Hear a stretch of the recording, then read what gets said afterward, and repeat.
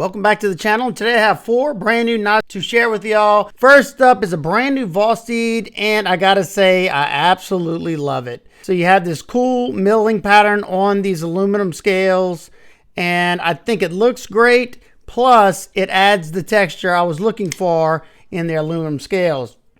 I got this one first. It's a smooth aluminum. This one's the button lock, but this aluminum's pretty slick, especially when it's cold out. And, you know, it's not always a recipe for a safe knife. If you're slinging it or fidgeting with it, you know, thing come flying out your hand. But it is very comfortable. Now, I have this cool diamond texturing, I guess you'd call it.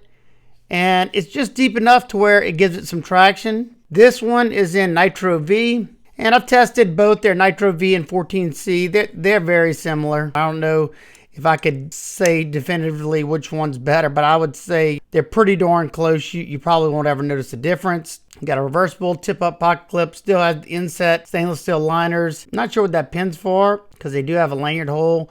Wish they would got rid of that lanyard hole and just use that pin. But same beautiful action, and this thing came just stupid sharp like every Raccoon I've ever gotten out of box. This one has a very nice belt satin finish. I love blue, it's my favorite color. One thing I do wish is that this circle right here, they could make this part of the handle scales go with this, so I could have an easy forward finger choil. You can use it as a forward choil by putting your finger up here, but it would feel a lot more natural if it followed the curvature of this sharpening choil right here. Excellent sharpening choil. You got, look, the plunge is right here.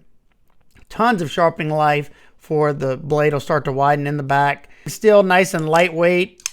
Yeah, love the Raccoon. Raccoon's probably my most carried, most used Vosteed.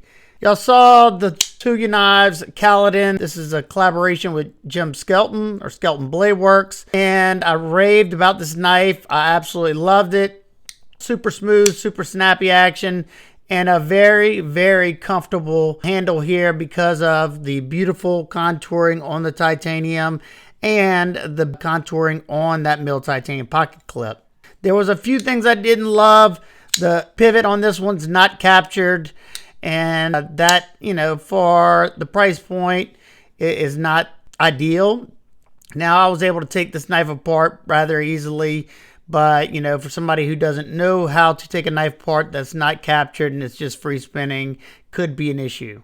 S90V blade, and I wasn't a huge fan of the blasted finish. Those two things aside, I still absolutely love the knife.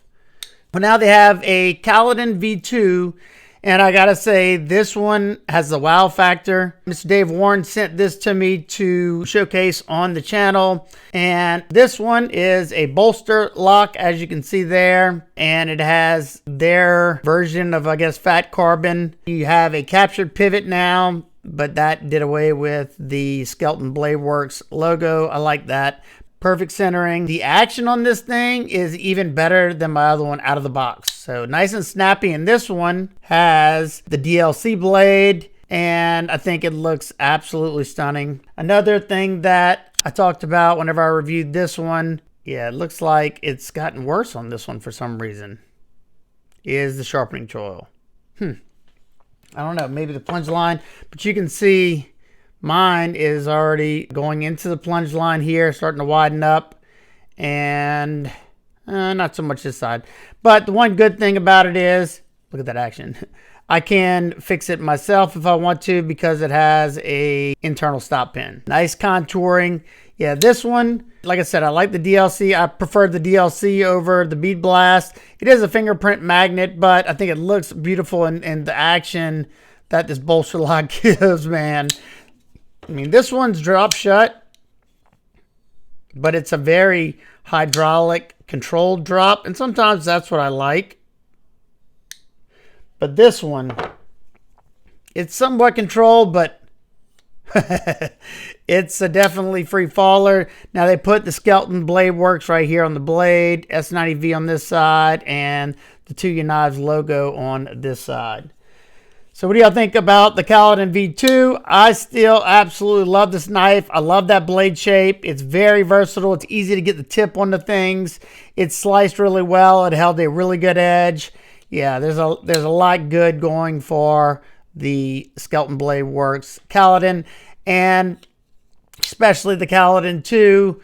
And not to mention, you know, I like supporting Jim. He's a very, very genuine, nice guy. He speaks his mind for sure, but he's always been super nice to me. And anytime I've ever had any kind of knife making questions, he's been more than generous to answer any kind of questions I had. So, you know, I definitely like supporting Jim anytime I can.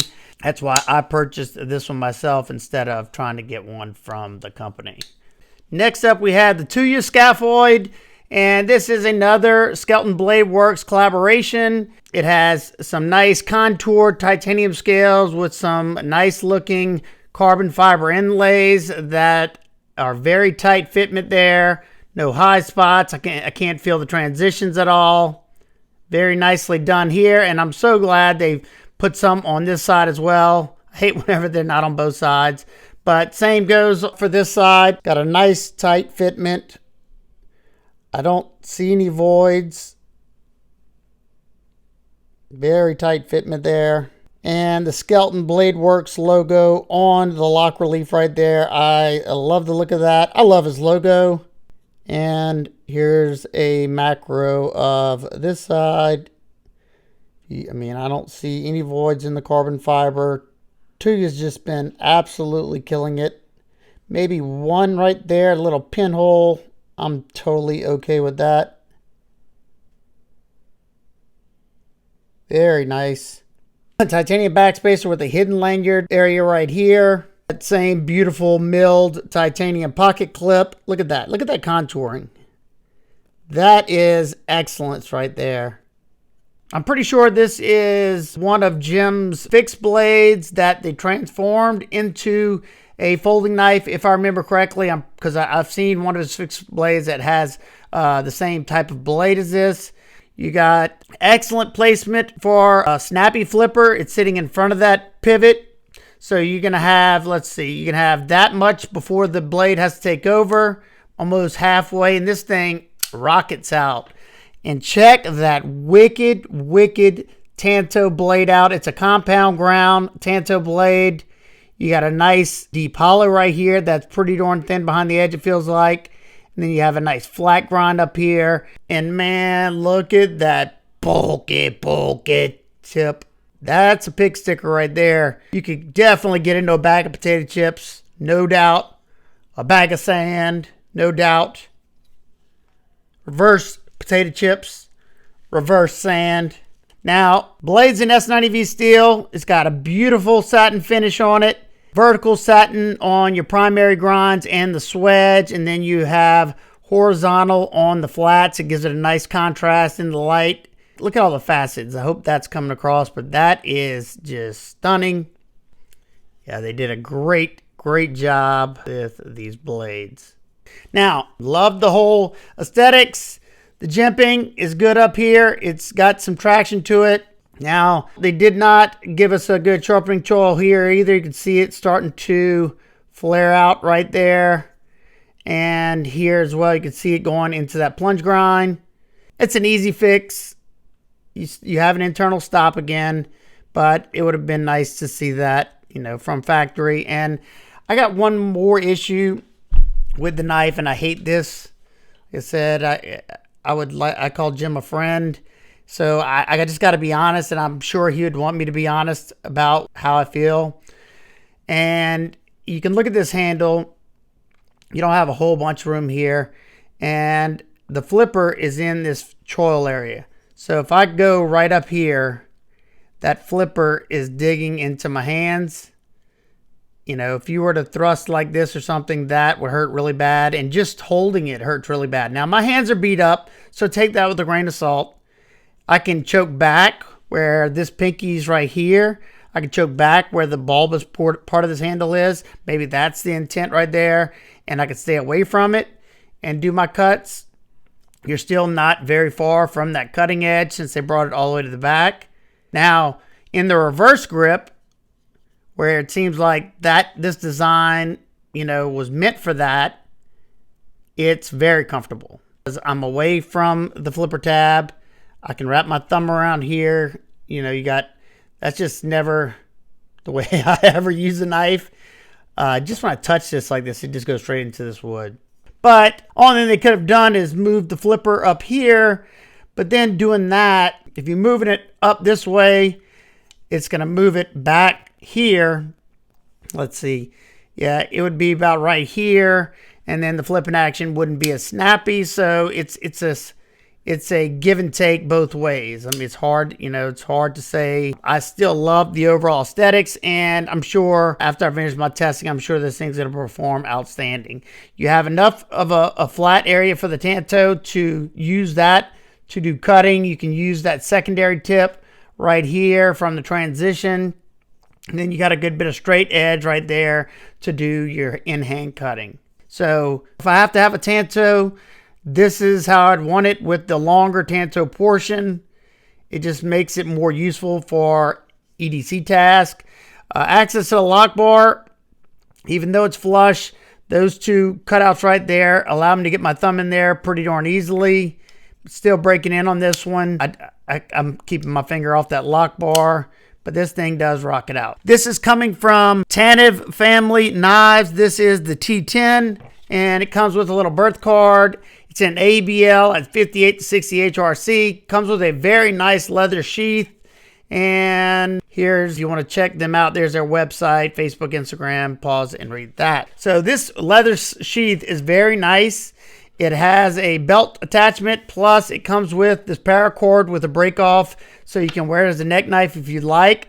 Very, very well done leather sheath. Very nice stitching there. And I think this was 65 bucks. So I picked it up off of DLT Trading because I like the overall look of it and I like the size. Now, if I cram my fingers in there, I could get like a 3.5 finger grip. I can put a lanyard if I wanted to hold it a little bit further back. You got a drop point, flat grind, like orange peel or raw finish on the flats, shadow box G10 scales, full tang, ABL, like I said. Now this one doesn't have a sharpening choil, but they sharpened it all the way to the back. So I can either cut a notch in it, not so big of a deal with a fixed blade. So interested to check this one out, do a little testing with it. And if I can, I will review this one. So that does it for today's video. Let me know what you think about the new Caladan V2. What are your thoughts on the new Tuya Knives Scaphoid? And yeah, love the new aluminum textured Raccoon. And what do you think about this new company for the channel, the Tanev family knives T10? Just a little small neck knife, EDC fixed blade, and a really, really nice sheath. So there you go. If you have any questions, comments, concerns, please leave those down below. I hope everybody's having an absolute amazing day. I will see y'all on the next one. Hey, hey, hey, hey, hey.